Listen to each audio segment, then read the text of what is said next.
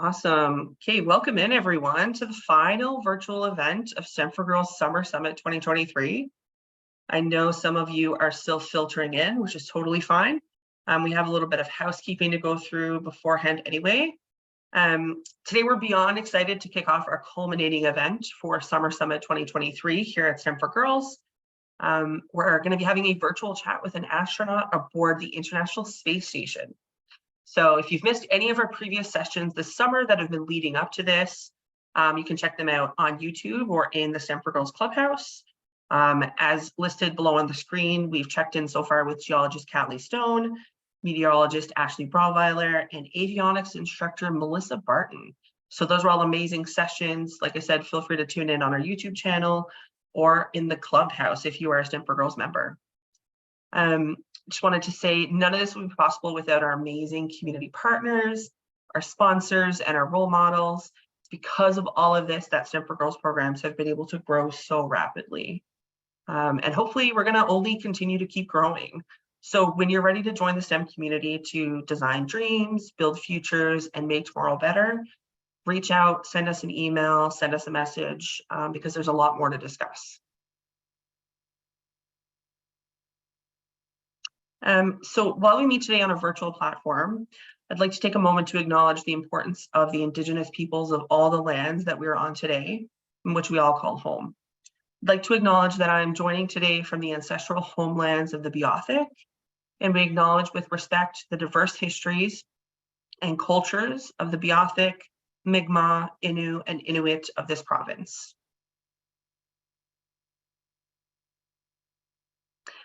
Women in Resource Development Corporation, or WRDC, is a provincial nonprofit organization committed to increasing women's participation in technology and skilled trades. For over 25 years now, we've been changing the culture of work in these industries and sectors that have historically been inaccessible and unfortunately unwelcoming for women. So WRDC is leading the way to gender equality in technology and skilled trades. We offer a variety of programs and services to try and address the challenges surrounding not only the attraction, but also the recruitment and retention and advancement of women in these careers. So our key activities include career exploration programs, education outreach, much of like what we do here at STEM for Girls, working to engage and empower girls and gender diverse youth with hands-on STEM activities, connections to role models, and the knowledge and confidence required to make informed career decisions. This is what we'll be expanding upon in this presentation. We'll also provide career development and employment assistance services at WRDC. We have a lot of career practitioners who are located throughout Newfoundland and Labrador who provide one-on-one services and oversee the delivery of programs like orientation to trades and tech. To ensure workplaces are welcoming and supportive, we also offer diversity, equity, and inclusion consultation services and training for workplaces. So the big part is WRDC acts as an equity, diversity, and inclusion incubator. Our services support employers as they start or continue their journey into creating more diverse and inclusive work environments. And equally as important, we also conduct research, collaborate, and partner with key stakeholders to identify solutions to issues commonly identified by women in trades and tech. Feel free to pop on over to our website, wrdc.ca and STEMforGirls.ca for more info on all of the programs and services we offer.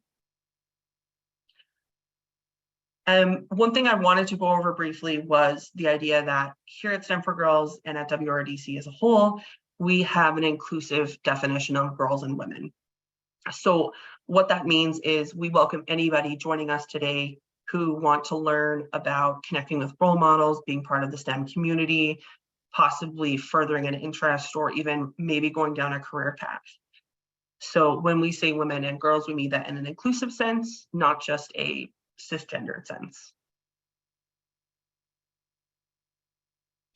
As I mentioned before, STEM for Girls, it really does take a community, and we're a charitable organization, and it's all made possible by strong community partners, sponsors, and role models. These amazing companies listed here on the screen, their support for our programming has allowed us to, invest in girls and gender diverse youth and help us with regards to investing in STEM innovation. It takes a community to create lasting change. Reach out if you'd like to join, to become a partner, a sponsor, join to become a role model for a lot of our young youth across the province, and to help us break the cycle of women being critically underrepresented in these fields. And last but not least, we have often been asked about hoodies. A lot of our members want hoodies. They want swag that they can wear. So what we're actually doing is throughout all of Summer Summit this year, we have allowed students to watch our sessions, tune in, and then scan a QR code to actually register to potentially win a hoodie. So you can see the lovely white with the colored logo, and you can see the black with the white logo. Ultimately, if you're chosen to win, it's your call, whichever one you like more, and we will reach out. So please feel free, if you're watching, if you're tuning in, to scan the QR code and put in your info to potentially win a STEMforGIRLS hoodie. And of course, anyone who's tuning in now, if you yourself are between the ages of 11 and 18, you're wanting to join to learn more about STEM and skilled trades, you're wanting to take part in activities, make a community, you can scan the QR code to pop over to our website and join. We're always welcoming new members, and all the programming is provided at no charge, thanks to our sponsors. So all girls and gender diverse youth can feel free to join us, and feel free to share this with any granddaughters, nieces, whoever's in your family or friend group that you think would really enjoy joining us over here. Perfect. Okay, so as I mentioned, today we're going to be actually not too long. We have a countdown we'll put up here shortly. We're going to be going live, connected through a ground station in Maryland with astronaut Steve Bowen, who is aboard the International Space Station right now. What we are going to do is actually put up the timer.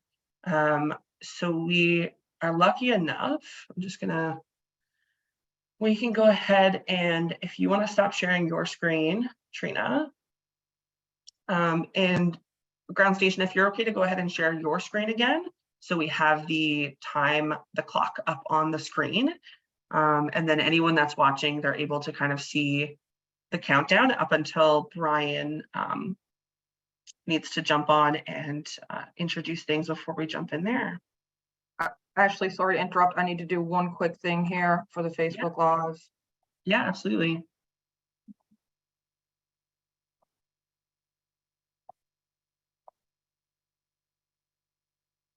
Amazing, thank you.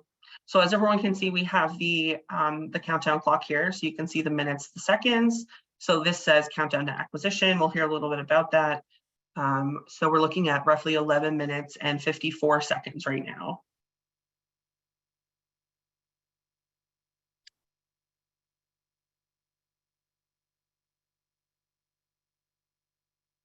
And you're also seeing the tracking map. Perfect, thank you. Yes, I'm actually shocked. I did not realize it moved that fast. Maybe I should have, but the fact that when we first started this practice session, it was, you know, somewhere we're just down below South Africa, and now it's all the way up there is pretty shocking. 18,000 miles an hour. Wow, no kidding. And just so your Facebook viewers know, the view on the right-hand side to the right of the orbital clock and the ISS countdown clock, that's a view from K6DUE in Greenbelt, Maryland, and you'll be able to see the radio operators who will be bringing in the signal from the International Space Station and sending it back to us by Zoom.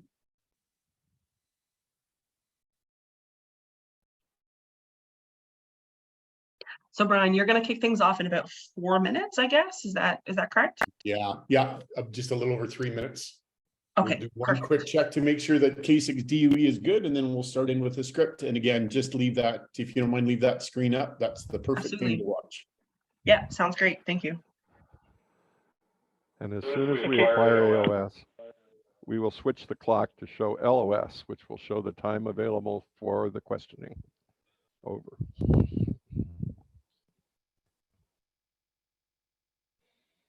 That will be a countdown clock. K6DUE is ready, and we are showing AOS in 10 minutes mark.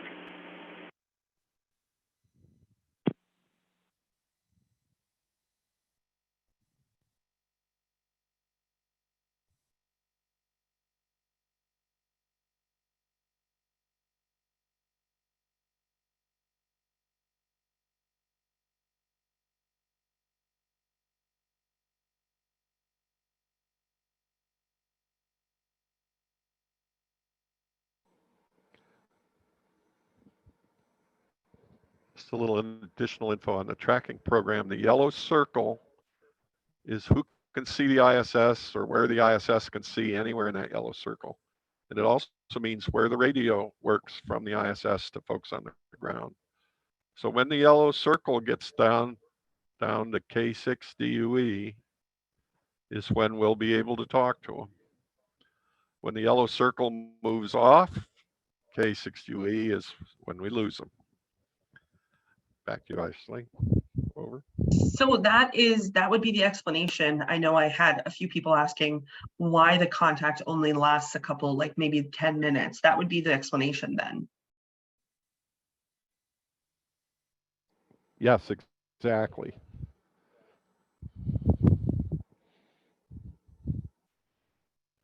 And you can see the different red tracks are the subsequent orbits. Because the Earth is rotating, it appears that the ISS moves.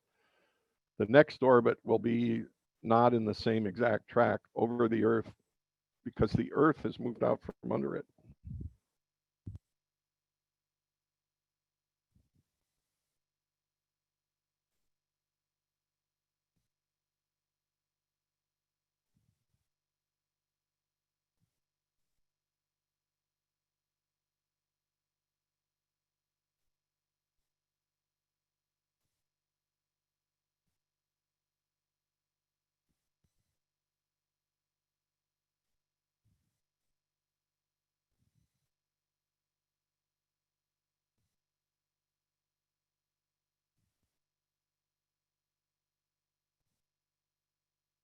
Right, my clock here in Mountain Daylight Time says 18 minutes after the hour, 48 minutes after the hour in Newfoundland. I'm ready for my script. Let's just check everything good at K6 DUE. K6 DUE is go. Good. Ashley, everything ready on your end? Yep, everything's good on my end. Excellent. I will get started. Hello, everyone. This is Brian Jackson, Victor Echo 6 Juliet Bravo Juliet in Airdrie, Alberta, Canada. I'll be your amateur radio moderator for today's event. Through the help of amateur radio volunteers and the crew on board the International Space Station, we hope to soon establish ham radio contact with the ISS as it flies more than 350 kilometers above the Earth towards Maryland. This is all accomplished with ARIS, amateur radio on the International Space Station. The ISS currently is flying over the Pacific Ocean, as you can see, and is on a southwest to northeast heading, whizzing along at around 28,000 kilometers an hour. Today's contact will be performed using the Amateur Radio Telebridge Network, a worldwide network of amateur radio ground stations that enable students to contact the ISS. ARIS is a consortium of ham radio volunteers from 9 nations that develop and operate the amateur radio station on the International Space Station.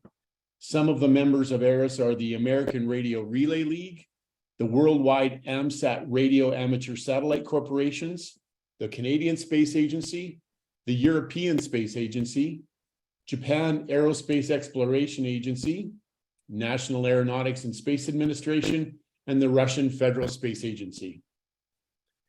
The amateur radio ground station that will establish contact today with the ISS is K6 DUE in Greenbelt, Maryland, United States, operated by Ken McCoy, N3FZX. Thanks to Ken and his team, Bob, N3IYI, and Dave, W8AAS, for bringing this contact to us today. We have about 5 minutes until contact time. Our contact today is with Steve Bowen, KI5BKB, who will be operating NA1SS on board the International Space Station. Steve will be talking with youth participating in the province-wide STEM for Girls program in Newfoundland and Labrador, Canada. The unique thing about this event is that all participants are joining us from their homes across the region via Zoom, as this is a remote event. At this time, we've asked Ashley Goss, STEM for Girls Career Development Coordinator, to please briefly tell us about the STEM for Girls program and the youth taking part today. Go ahead, Ashley. Thanks so much, Brian. STEM for Girls programs engage girls and gender diverse youth across Newfoundland and Labrador in hands-on learning experiences, career information, and community connections needed for successful futures in science, technology, engineering, and math, or STEM. Speaking directly with role models, as we are doing today, is an important part of our program. While this one is a little more out of this world than most. Thanks, Brian. Great, thanks, Ashley. Ken, before the contact begins here in a couple of minutes, please let us know a little bit about K6DU ham radio station, where you are and how you'd like to handle today's conversation. Go ahead. Thank you, Brian. And we're seeing 3 minutes and 50 seconds to AOS. And we are pleased to be here to help you with your ISS contact today. Amateur radio station K6DUE is located on the top floor of a building at NASA Goddard Space Flight Center in Greenbelt, Maryland. We are just north of Washington, D.C. Today's station volunteer operators are myself, Ken McCoy, call sign N3FZX, Bob McCown, call sign N3IYI, and Dave Taylor, call sign W8AAS. On the roof of our station is a directional antenna high above the ground that will be pointed towards the ISS as it directly passes over our location. The antenna is connected to a radio that is also connected to the phone line we are using to talk to all of you. We use a computer running satellite tracking software to tell us where the ISS is. It steers the antenna to maintain a good signal for the duration of the pass and controls the radio to compensate for Doppler shift. The operator here at K6DUE will control our radio's transmit and receive modes, while the astronaut controls the ISS radio. Only one station can talk at a time, while the other listens.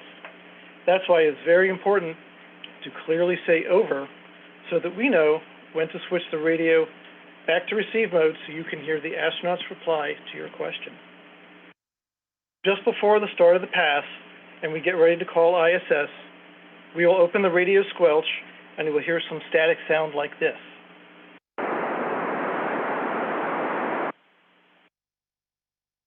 We will call ISS and you will hear some of the static until ISS answers our call.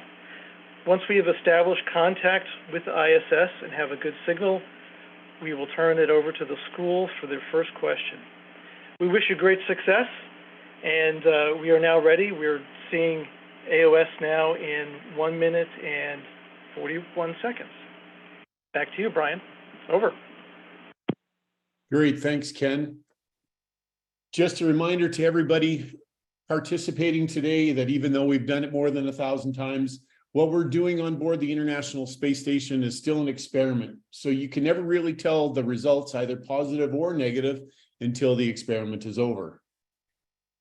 Just one last reminder, like Ken said to our participants today, it's important that you use the word over at the end of your question and then listen for the response. In about 1 minute and 7 seconds, the ISS should be passing up over the west coast of the United States, ready for K6DUE. Ken, going to turn it over to you and your team. Good luck to everybody. Thank you, Brian. And we're getting ready here. Our antennas are now slowly moving to be pointed towards the ISS. And you see our countdown clock here is approaching acquisition of signal. So we're going to start to give them a call. NA1SS, NA1SS, this is K6DUE for scheduled school contact. How copy? Over.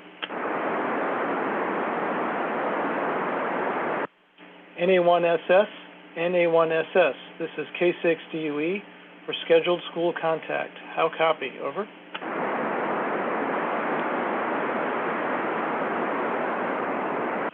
NA1SS, NA1SS, here is K6DUE for scheduled air-school contact.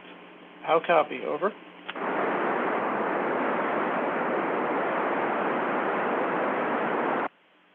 NA1SS, NA1SS, here is K6DUE for scheduled school contact. How copy? Over.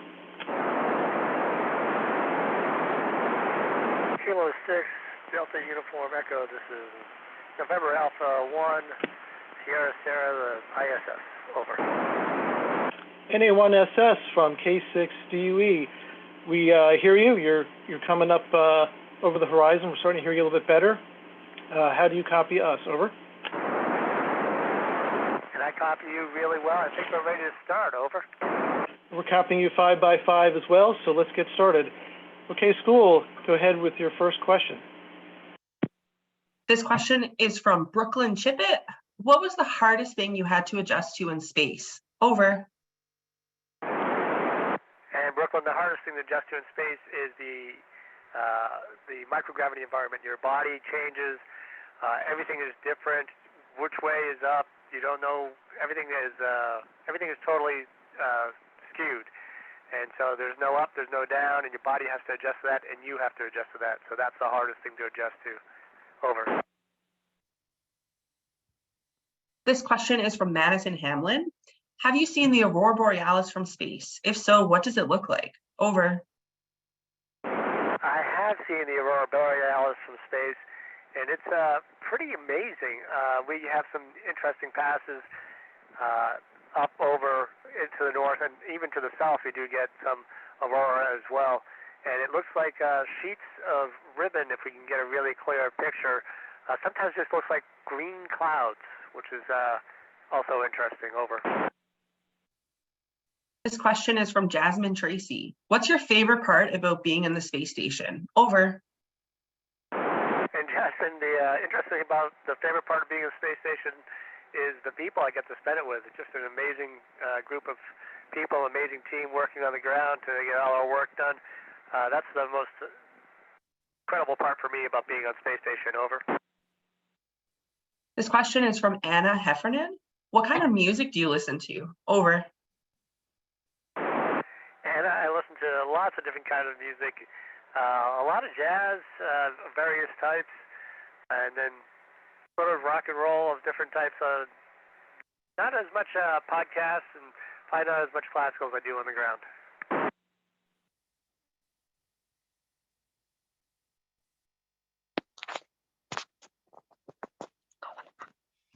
My name is Anlie Pudansquirrel, and my question for you today is, did you get to try the space meals while on Earth? Then when you ate the same meal in orbit, was it the same? As in, did gravity affect its taste? Over. And Annalie, I did try all of my food before I left, and it does all taste differently in space for a couple of reasons. The first one is in the microgravity environment, your body fluid shifts. So your body on Earth spends a lot of time working against gravity. In space, it doesn't have to do that. So you shed a lot of water, and your taste buds taste a little different. In addition, the environment we're up here, it doesn't have the same odor. And odor and those senses are very important to taste, and so it impacts it as well. So yeah, everything tastes slightly different, and things you thought you might really enjoy in space, sometimes you don't enjoy them as much. Over. This question is from Lexi Burry. What is the best memory you'll take away from the experience on the International Space Station? Over. And Lexi, my favorite memory is obviously going to be my crew, because they're just incredible, and I really enjoy spending time with them. Floating never gets old. The view is unbelievable. Our successful spacewalks, just an incredible host of memories. I think I'll always have that view in my mind. Over. This question is from Rebecca Penny. What's something you'll miss about the International Space Station when you get home? Over. And Rebecca, having spent 180 days up here, it's hard to guess what I'll miss entirely. I know I'll miss floating a little bit at certain times because it's always nice to float. Definitely miss the view, but there's so many views I need to see on Earth as well. So probably that. Over. Hi, my name is Haley Hoskins, and my question is, as an astronaut aboard the International Space Station, what is the most awe-inspiring or breathtaking moment you've experienced so far, and how did it make you feel? Over. And Haley, all your initial impressions are really just awe-inspiring, and they fill you. So, the first time you get to space, you look out the window. First time you're really get to float, first time you successfully do an EVA, all these things really contribute. So I just find it amazing and actually unbelievable that we're actually able to do this as a team with so many international partners and all these countries coming together. That is really the most awe-inspiring experience up here. Over. This question is from Peyton House. What should I focus on in high school if I want to become an astronaut? Over. And Peyton, I encourage you to focus on things in high school. Work on everything. I mean, you're getting a broad introduction, and then when you go to college, major in something you're really interested in, because we have astronauts who are almost everything. We have medical doctors, veterinarians, physicists. We have engineers of all different types. We just have a giant host of scientists and geologists working together as astronauts. And really, in the future, there may be no limits as to what you could have done. All I do is encourage you to do well. Choose something you love, because then you'll be working and enjoying that. And if you never get to become an astronaut, you'll still enjoy your career. Over. This question is from Leah Penny. What are your favorite foods to eat while in space? Over. And Leah, my favorite foods to eat while in space, it changes over time. I did sort of spaghetti with meat sauce is sort of a standard option for me. Lots of candies are very enjoyable up here because you don't have tons and tons of them usually. So things that are special are really the key. So things that show up rarely are probably the most enjoyable. Over. This question is from Portia Connolly. What is your favorite pastime on the International Space Station? Over. And Portia, we work basically from 7:30 in the morning to 7:30 at night every day, except for Saturday and Sunday. And even on Saturday, we schedule some work, and every day we do 2 hours of exercise. So sometimes just to pass the time, it's just to look out the window and do nothing. But mostly, I'd like to hang out with the rest of the crew, because the rest of the crew is just a great group to hang out with. Over. This question is from Lily Brock. What are your thoughts on opening up space travel to civilians? Over. And Lily, I think it's fantastic that we are opening up space travel to civilians, because I think the more people who get to experience this, the better. And it will open up new opportunities, new ideas, and different ways of using space to improve life on Earth. Over. This question is from Emma Noel. What education and training is required to be selected for your role? Over. As noted before, I think we all enjoyed what we studied, but mostly STEM fields, and so that really helps a lot. And for me, I was in the Navy. I was a nuclear submarine officer, and that is what my training was before I got selected. But we have pilots, we have, as I said, so many different types of scientists who have all had operational experience, and I think that's the key, is the operational experience. Over. Hi, my name is Kirsten Barrett, and my question is, do you ever see light from the sun, or is it all artificial light in the space station? Over. Kirsten, we have 16 sunrises and sunsets every single day, and we do have some windows that allow sunlight in, which is really nice. Not a lot, but we operate on sort of UTC, so we're on a standard 24-hour day, and we do get to see some light. And really, you kind of control it, but inside it's all artificial light. Over. This question is from Chloe Bolin. What kind of damage can your time in space do to your body? Over. And Chloe, we actually exercise 2 hours a day, every single day, to ensure our bone density and muscle mass, we don't lose too much of it while we're up here. That was one of the first major findings. They're starting to realize that there are other things as well. There's some vision issues that seem to be directly related to space flight. And one of the reasons that we're up here, we are the science. We are part of the science. We are the subjects of so much of the science, to learn how the body responds to it, and help us understand how the body functions as a whole and how we can improve things on Earth. Over. Hi, my name is Rachel Barrett. What does it feel like to be in zero gravity? Is it very different from the training simulator? Over. And Rachel, it feels great to be in zero gravity. It's amazing to float and move around in this environment. It is no different. There's no way to simulate it on Earth for any period of time beyond a few seconds. So it's very different. The training that we do, such as in the giant swimming pool to practice our spacewalks, is incredibly well done, and we learn a lot from it, but there's no way to simulate this environment. Over.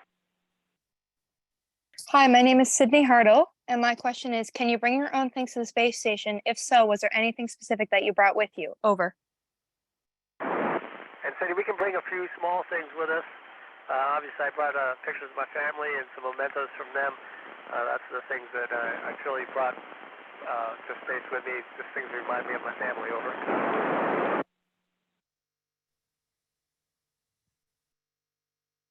And the last question is from Rukia Afridi. How does the International Space Station stay powered? Over.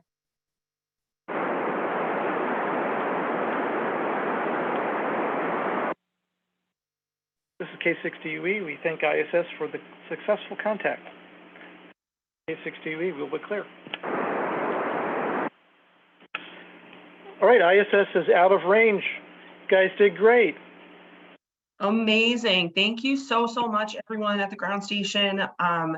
Everyone reading your questions, you did fantastic. That was amazing. Sad we got cut off on the last question, but we made it all the way through, and everyone here that wanted to read their question got a chance to do that. So I'm thrilled about that. You all did amazing. Yes, we counted, we got 17 questions through. Fantastic. To everybody involved today, we've just shared a moment in history. Amateur radio station K6DUE in Greenbelt, Maryland, operated by Ken McCoy, N3FZX, and his team just contacted astronaut Steve Bowen, KI5BKB, aboard the International Space Station. Steve just spoke with participants from the STEM4Girls program in Newfoundland, Labrador, Canada. Congratulations to everybody today. Give yourselves a huge round of applause, a huge pat on the back. And now for the international volunteer team of ARIS, including the radio amateur satellite corporations around the world, the American Radio Relay League, CSA, ESA, JAXA, NASA, and Roscosmos. This is Brian Jackson sending my greetings to all of you in amateur radio terms. 7-3 from BE6JBJ. Good job to everybody. That was fantastic. Thank you so much for everyone. Thank you, Brian, so much for helping us put all this together. Our members are absolutely thrilled. I'm so proud of everyone that asked their questions, and we're brave enough to get on here and chat with an astronaut on the space station. And thank you again to the ground station. It was amazing, and obviously we couldn't have done it without you. So thank you so much for taking the time, and I hope everyone else has an amazing rest of your day. Thank you so much, everyone. Take care.